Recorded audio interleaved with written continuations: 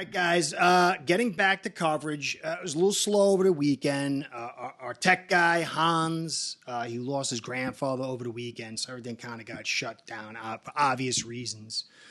So I'm getting back into it now to start covering the Dolphins. I want to cover today the defensive tackle position. Some very interesting stuff came out of today's pressers, post-practice, information at practice on a variety of topics, but I really want to dial in and focus on the defensive tackle spot. It's critical. There's a Warren Sharp article. I'll put it in the link below. You should really read it. The McDonald defense, the way it's structured, it's critical to handle the run, especially on first down. And the defensive tackle spot, both of them, plays a major role in setting the foundation for everybody else. And I want to get into that and explain all the kind of like the philosophical and schematic aspects of this, because how things play out in his DI spot is going to be huge. Now, good news, Brandon Peely, guy I really like. I think he had a great preseason. I think he's an up-and-coming player. I'm not saying he's going to be great, but I think the guy's showing some real quality. He had a knee injury, but he was practicing today with the brace. That's good because some people are concerned it was for a season. On a bad news, the flip side, Benito Jones is still not playing. And from what Zach Sieler was saying, he might not be available week 1. I don't know if it's going to be longer. I don't know what the deal is. There's a fog of war over it. But it clearly looks like week 1, he might not be there. And Zach Sieler had some discussion about that position group. So I'm going to cover it, the philosophy and how it plays out and how critical it is for us, and then cover Zach Sieler's comments and a few other just injury report, sum it up to kind of say, there's some interesting stuff here, some good stuff. And that would be that. Okay. So, guys, the likes, the subscribes, the comments, the views, all that stuff is critical. I'm going to have a very good guest this week on my live on Friday, the usual awesome crew. They're not going to be there. This Friday, I'm going to have a special guest, Steve Malloy from Real Talk, Fins Talk, who was the first Dolphins guy to have me on his channel. I'm really grateful. It was a great time. I'm going to be just with him this Friday going over Dolphins situation, where he's at. He's a great guy. So I hope you come and check us out on the live. It's going to be a good one. It really is. That'll be 10 p.m. Eastern Standard Time. So, again, I want to thank you for the likes, the subscribes, the comments, the views, all that stuff. Keeps Curtis in the biz to do what he's doing. So I want to give you a shout out and a shout out to AceBread, my sponsor, because without the two of you, this show ain't going down. AceBread's betting software is the premier white label platform for bookies to manage their players and grow their sportsbook operation. Click the link in the description below to get set up in minutes. Ask for the Curtis promo and get a special introductory discount. What you see right here in this graphic that I'm putting up, or I'm going to put up, I'll be up there in a second, there'll be 4 images. And the purple is going to be our edge plays. You can say they're playing a 5 technique on the outside of the tackle. That is going to accentuate the job, make it more difficult and more important for our interior guys. The red box is, you see behind 58 in the first one, but you can see it clearer in the rest of them, is the nose tackle who's playing either 2-eye, which is on the inside of the guard close to the center, or right there on the center, just off his shoulder. Not the 0 so much, but it's the eye and 2-eye. And then next to him is the D tackle who's playing the 3 tech, which is right there between the guard and the tackle. And then behind them, you'll see the triangles. Those are the linebackers. And when you look over this little schematic, it's not always going to be this way. But essentially what we have is a nose tackle playing 2-eye or eye. He's in the middle. He's in the heart of the offensive line. Nulla D lineman off the edge, off the guard, playing a little bit farther out, wide edge players, and then linebackers close to the line of scrimmage. Now, them being close to the line of scrimmage helps a ton when you want to blitz. It adds to the confusion of the, attacking and dropping. It really forces the quarterback and the offensive lineman to pay attention because they're so close and all the action is immediate. This also helps in the run game. So I want to talk about the run game, and that is the key for this defense. On that first down, coming out in your light box, nickels, maybe even sometimes dime, and stopping that run and keeping it in check so that second and third down off schedule is essential.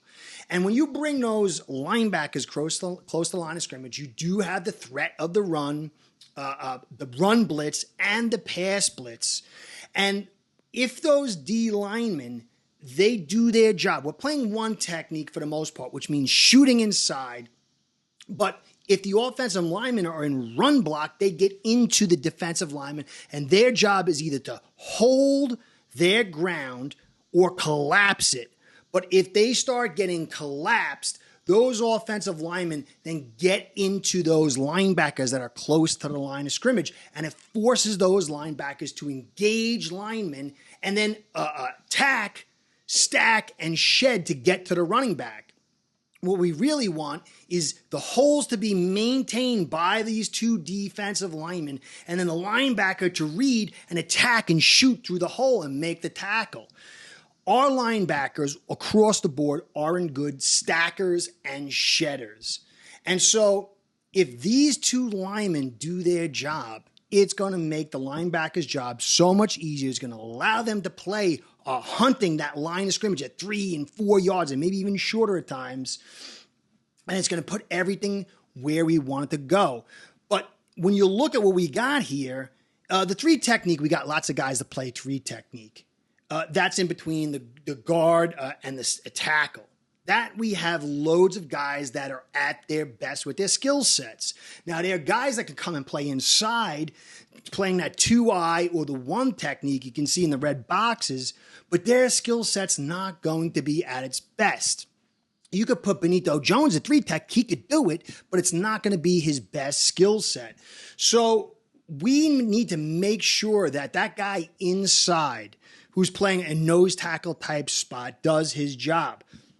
Now, if what they'll do, and what you've seen a lot of, is that nose tackle gets one guy, he occupies him, and if he wins against him, it's good. But then they send the double to the 3 tech, and you really don't want that. The best case scenario, and that's what the Ravens had with Pierce and Jones, is that 2-eye, 1 technique, nose tackle would absorb 2 blockers, and then you would have your skill position D tackle one-on-one, and he would do his work. Now, Benito Jones is okay. Out from 2 yards per carry said he's gotten in better shape, but he hasn't played in about 3 weeks, so something serious is going on there. And I don't know, I can't validate whether he's gotten better. Peely, I like a ton. I don't know if he's going to stick. I think he should. I think if he doesn't, there's teams that might take him and poach him off before he gets to our practice squad. You can take a look in this little image here. You can see him going one-on-one, and then they put the double on Harris, and they wash him down. Peely holds his position in that video, and he gets off and kind of holds things enough to get in on the tackle, allow the linebackers to get in there. But I want you to look at this little graphic here. Now, notice these guys that are nose tackles, they're usually like 6'3", 6'2", 6'1", even 6 foot. Pierce is 6 feet tall. And notice how the bowing of Peely and how he's getting his hands under and pushing up on the pads, and he's yoking up the center. Now, he's about 6'3", and so he fits in that prototype. And when you're trying to get leverage, the whole goal is to get under a guy's pads. And so what you have to do is then drop lower than the other guy, and then you work from underneath.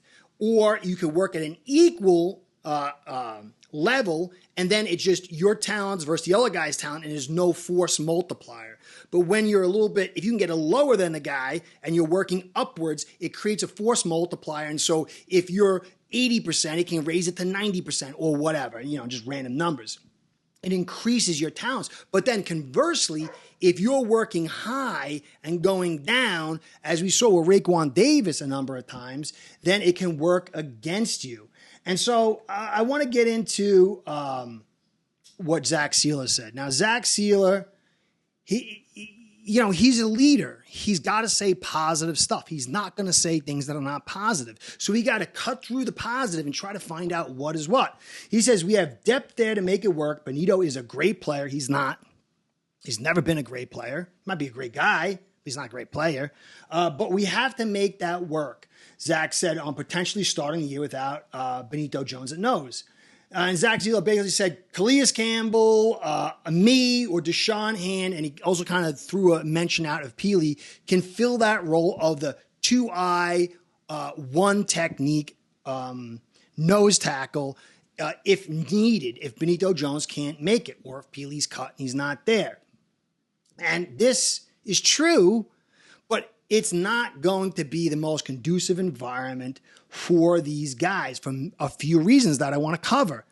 Now, maybe they could prove me wrong, and I hope they do. But Calais Campbell at 6'8" is 2 inches taller than Raekwon Davis. I've seen him play in that 3 technique, and I haven't been too thrilled. I like him much better in that 4 and 5 over the tackle on the outside of the tackle. He's just so tall. He gets stood up. They got the leverage advantage. And even if he's bigger and better and more powerful, they get really good leverage on him. And I really don't like him in that 2-eye. Now, in a pass rush, it's different, but I'm talking about him run defense. Okay? Now, Seal is the best of the bunch. He can play it, but it's not the most conducive. He's cut high. He's 6'6". He's got a smaller, lower body. He's more the pass rush type. And I've shown over and over again, when he gets the double, his hips buckle. He's got to commit so much. His hips buckle because he's got to lock himself into place. He's got to give everything he has. And that doesn't work for him. That's not a good situation for him to maximize his talents, and it can also get him hurt. But he can play it occasionally. Deshaun Hand can too, but he's small, 300. None of these guys, this is why I said, if you go look at Pierce, he's 6 feet tall, 350 pounds, and Jones is like 6'3", 6'4", 340. And they're built, their structure. It's not just your talent, it's your structure. That's why a 5'8" quarterbacks don't really work too often. You need certain size values. And you could be a super talent to kind of bump it up a little bit, but you're not going to have a 5'8" nose tackle at 250 pounds. So there's physical prototypes, and once you diverge from them, the job gets more and more difficult. Now, I hope that they can handle this spot. I hope that they keep Peely. I hope Benito Jones can play, but if not, I believe that there's this area is going to be compromised for the defense. Do I think it's enough for us to lose to the Jags? No. Maybe. The Jags have had a pretty good preseason, guys. I got to go through the film now, but I don't think they're going to be as easy as out as maybe you think they're going to be. I think they're a little tougher this year. I think there's some things going their way, some nice momentum. Still don't think they could beat us at home, but certainly that week 2 is going to get very difficult if we don't have Benito Jones and Peely. And if we got to play, say, a Sieler or Campbell or a Hand in that one technique 2-eye nose tackle spot. Savvy? So I don't want to get down on things, but Benito needs to be there. And then we got to see if he can play well. I'm hoping Peely's there, but you want Campbell at least at the 3 technique. You want Sieler at least at the 3 technique. And you want Deshaun Hand mostly at the 3 technique with maybe a spot job inside on like a 2nd down and 7 or 8 or something like that. But 1st down, short yardage, 2nd and 5, 3rd and 3, I don't think that's a conducive environment. It doesn't put the players in the right position, and it doesn't put our linebackers, who I've shown with Brooks in my film study, he's really good in a lot of areas. All these guys, but they're shooters. They're not tack, stack, and shedders. Got it? So that's it. Aaron Brewer's still been out. Ryan Hayes is out. Jalen Wright had some ding. He's really good for us, man. I hope he can stay healthy. Durham Smythe, some issues. River Craycraft, we know. Easy, without the boot, that's a good sign. Anthony Walker Jr. still out. Jalen Ramsey still has something. Cam Smith, Patrick McMorris, Javon Holland, who missed a couple of weeks of practice with an undisclosed injury, was back on the field, but did very little. McDaniel called him day-to-day last week, so that's good. He'll be back. But there's a lot of little nags on here, along with Hill and Waddle. So I'm sure all these guys, or most of them, are going to be ready week 1. But again, this is not a conducive environment, guys. This can't be, this is not the best case scenario. Thankfully, we're at home. We got the Jaguars, who are not going to be, used to that kind of heat. And they're not the greatest team unless they've taken a big step forward. They have some weaknesses on their offensive line, although I think they've improved a little bit in that area. Trevor Lawrence still hasn't taken to the top level. Defense is good, but sometimes has some holes in it. And so I think we could still take it, but it's a little concerning. Let's hope OBJ, who I didn't mention on there as well, I think he's going to do a sneak job and come back in. I think a lot of you viewers have got me to believe in that. It's he didn't want to practice in training camp, and he's going to be ready to go. So that's it, guys. I got some film studies. I'm putting them together now, and that will be it. We're just waiting now. We're almost there. This is it. This is the truth. And I can add one little part in here. I should have covered it. I forgot to. Tua said this: "Well, brother, I get the ball out fast, so I'm confident with anybody's out there." I'll have to cover that again. That's a little concerning. It's true. The guy's unbelievable, but that's not best case scenario. Anyway, so that's it, guys. Curtis saying, "Be well, go Fins." Curtis out. Start building your own online sportsbook today by getting signed up with acebread.com service that'll allow you to book action on sports from all around the world.